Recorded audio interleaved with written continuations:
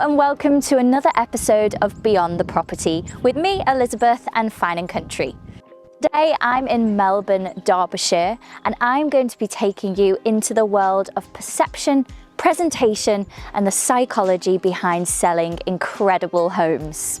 I'm going to be spending the day with Elaine Penhaul, who is the founder of Lemon & Lime Interiors and is one of the UK's leading property staging experts. Now, over the last decade, Elaine and her team have helped to sell hundreds of homes, not only for a significantly higher value, but also much quicker than the average property sale. In the world of premium property, that first impression has never been more important. So it's time to go and meet Elaine at the warehouse. Come with me.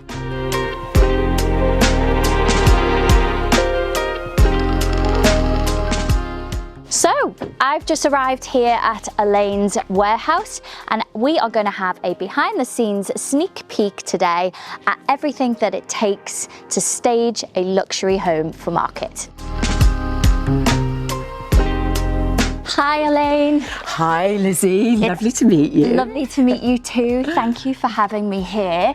Now this is the famous Lemon & Lime warehouse. Absolutely, this is the accessories warehouse. We don't any longer keep the furniture locally, but this is all the accessories. So what we refer to as a cushion warehouse. Well, I can't wait to have a little walk around in a moment, but tell me firstly, how would you describe it? What is property staging? It's essentially a marketing tool.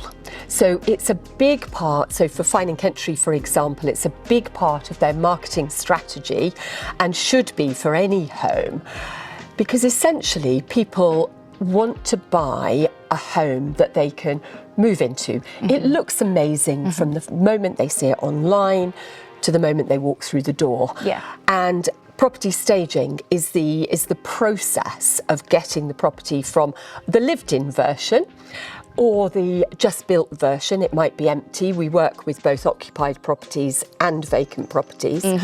And it's the process of getting that property ready for sale.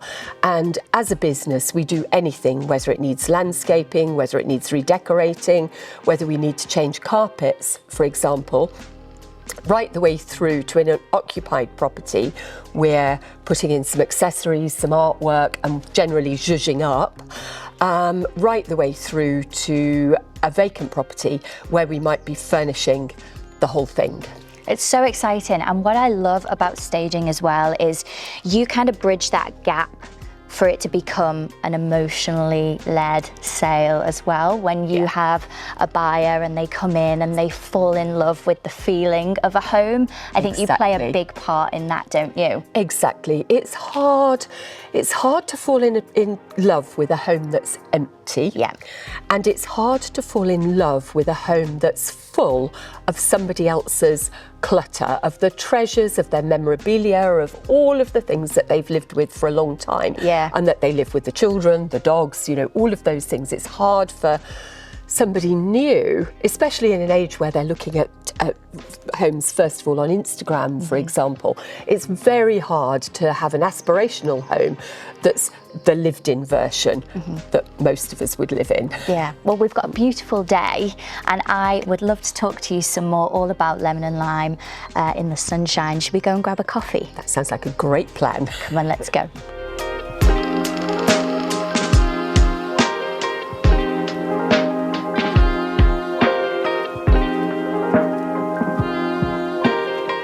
Elaine, you've been a long-standing partner now of Fine & Country. Can you tell me a little bit more about your relationship? Yes, so we have officially been the preferred staging partner for Fine & Country since 2016, which was clearly very early in the staging industry emerging in the UK, and Fine & Country were forward-thinking enough to bring us in on that. I'd actually been staging properties for Fine & Country locally for 2 or 3 years ahead of that. And it's been a great relationship. It's a great relationship because it means that we've helped shape the marketing strategy with them to include as one of their pillars the presentation of every property, to the point now where Fine & Country, their tagline is beautiful homes exceptionally presented. And that, of course, now is what their clients expect, and it's what their agents are able to offer in every single case through the partnership. And interestingly enough, you just touched there on the marketing side of things. I feel like staging sits somewhere between branding, interior design and marketing. Would you agree? Yes, I think we primarily see the staging as a marketing tool, and the interiors are the vehicle really for that marketing. So the interiors and the beautiful design and the helping people who are still living in their home to prepare really well inside and outside as well, of course, because we cover gardens and painting, exterior decor, for example. And all of that really does help people then to fall in love, a potential buyer to fall in love with the property. And of course, what we're actually doing before we stage anything is having a look and having a conversation around who's the buyer going to be. So we're not staging a generic house. So for Fine & Country properties, we're looking very, very carefully at the profile of the likely buyer. And then we're looking at trends. So that's where the interiors really comes in. We're looking at trends for those potential buyers and then angling the staging for exactly that. So why stage a property in an area if other properties aren't staged that are also for sale? It's a huge competitive advantage. So when a buyer is looking for a home in a particular location, in a particular price bracket, and there are perhaps 4 or 5 that might suit them, it's the right price, the right location, right number of bedrooms, it looks as though it's got the right amount of family space, for example, then what they're going to do, and we all do it, it doesn't matter what you're looking for, then you'll stop first on the one that looks the most attractive.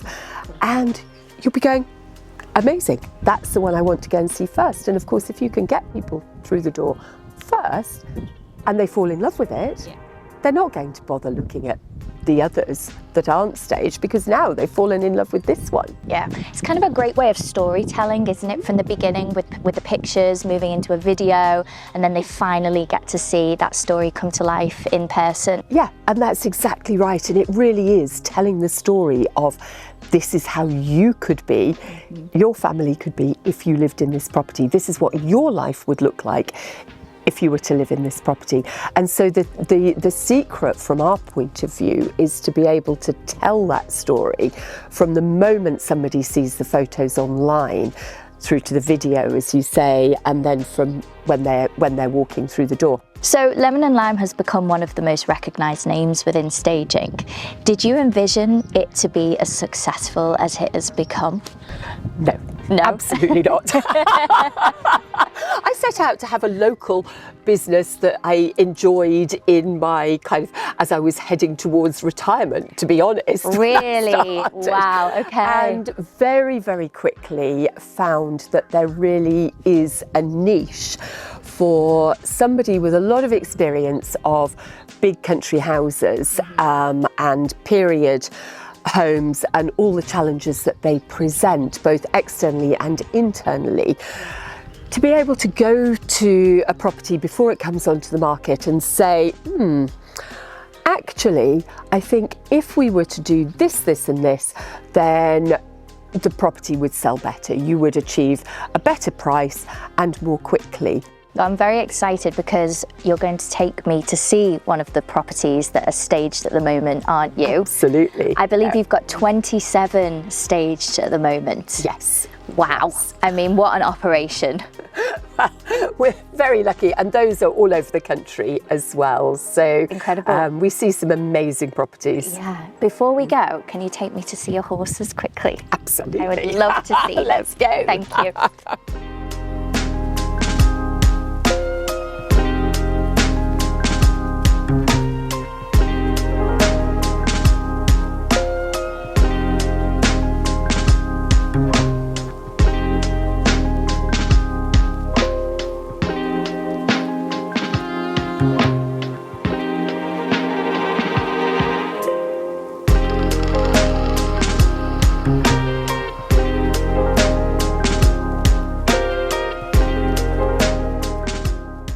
Elaine, talk me through the process then for this property. Where did you begin and how did you achieve this amazing result?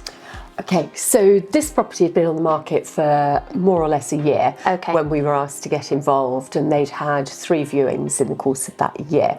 And they changed agents to Fine & Country, and we were called and said, could you come and have a little look?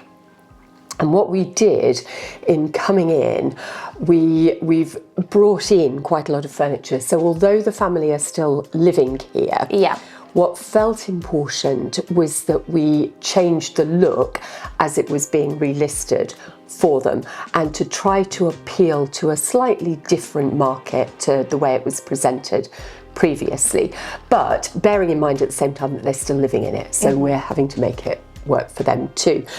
This room, for example, was the dining room, and we felt that the bigger room that's the first one that you come into more or less would be better split as part sitting room, part dining room, and then this as a snug. You can imagine in the winter this would be lovely with the fireplace and so on, really, really cosy. The room as you go through there was another sitting space, and we kind of thought that it was a bit wasted really, like that. So what we did was to move the study, which was in a double bedroom, the other side of this wall, so a downstairs double bedroom, and that was the study. So we took the study furniture and popped it into there. Now that's beautiful. It's like a little orangery, and you can really imagine that working in there would be lovely if you were working from home, which then freed up this room behind this wall to be another double bedroom. Very clever. That's exactly what we've done. Yeah, that's brilliant. And what about in terms of like the interiors and the art that you put up on the wall? Once you've kind of done the big things, how do you then layer the little things, even though they're absolutely not little at all? They're a very integral part. It's really interesting, isn't it? Because, the other thing that we did is that this downstairs here had 3 red chimney breasts. Now, red is a really, really difficult colour to photograph or to make look anything other than dated on photographs, online photographs. So we painted out the red chimney breasts just so that they were the same kind of neutral colour as the walls.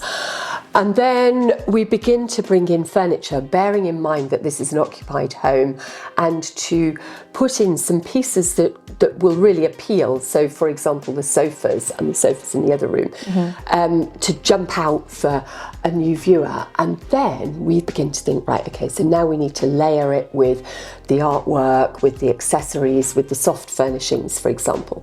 And what we're trying to avoid is for the house to look or feel too perfect. Because something that's really, especially, this is beautiful, it's beamed, it's an older property, and we don't want to feel uncomfortably perfect. If that makes sense. So we're really looking at different textures. You can see that we've used a lot of different textures in this room, for example, where the cushions aren't all matchy. The artwork, we acknowledge colours, but not everything. The artwork isn't exactly the same, for example. So you're layering it in the way that you would if you'd lived in a property for a long time.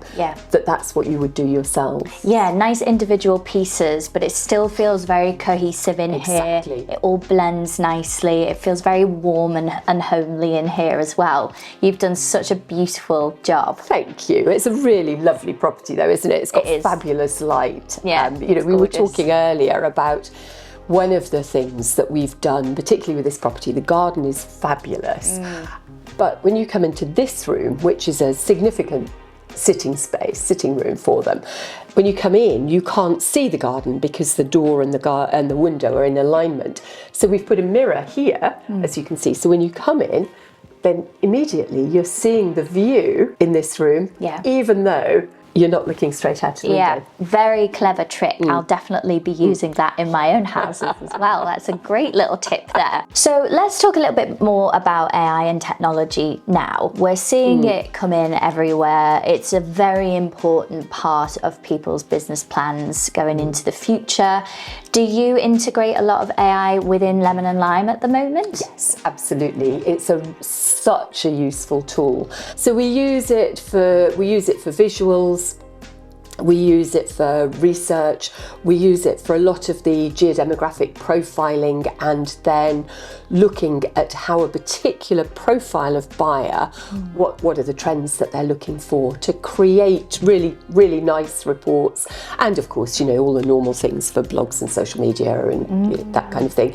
We're very data driven as a business, and there's an awful lot now that we can do with the AI tools to do fantastic analysis of all of the stats that we've collected from early on in the business. Very, very clever. Yeah. Now, there was a couple of very good stats regarding the viewings of this property from when it was with previous agent to when you staged and when it came over to Fine & Country. Just touch on them quickly for me. So this property had been on for about a year with a local agent, and in that year there had been 3 viewings on the property.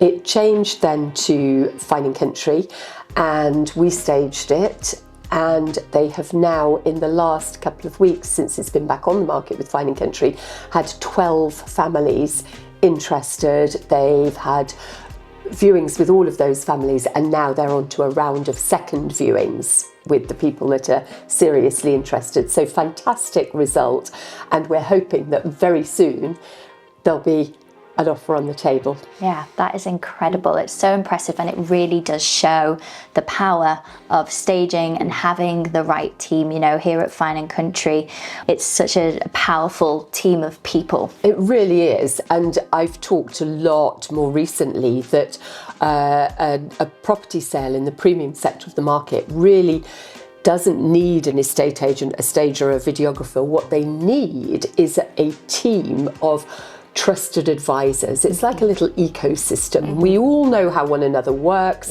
So it really does need to be that whole ecosystem where we're working together and making sure that the strategy is then going to help people not only sell the property but actually move house. And that's a big difference.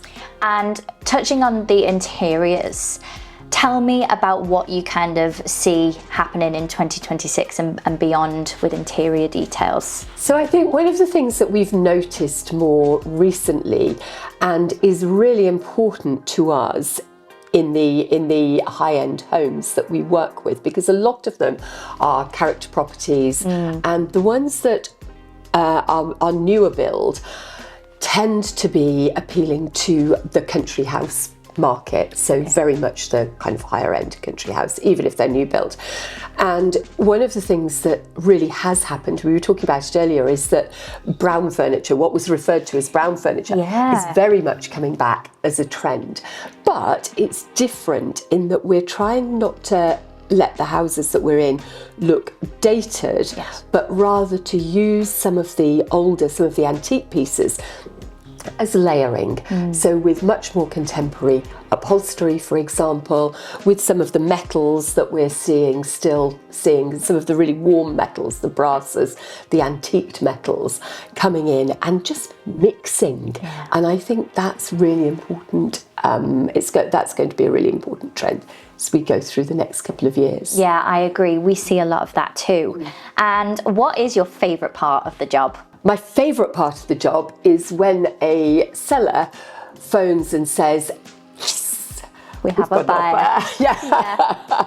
That they've got to the point of having an acceptable offer quickly, because many of our sellers, and this is why we do what we do, have been stuck in limbo for some time, either anxious about bringing their property to the market if they haven't done so already, and having the right help, so Fine & Country with us, having the right help to bring it to market well, or they've been like this one with another agent and stuck for ages. And it's selling a home is such a difficult thing in any case, and it often marks a transition of life stage. You know, that might be upsizing to start a family, it might be downsizing to be closer to family, maybe to release some equity to go travelling, you know, all the things that people want to do.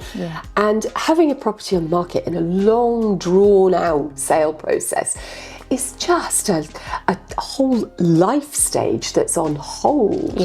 And we love it when we can help that move forward. Amazing. Well, it's been so fabulous getting a little insight into the world of lemon and lime today. You've built such an amazing business. Thank you so much. Thank you very much for showing us around today. I've loved it. Thank you.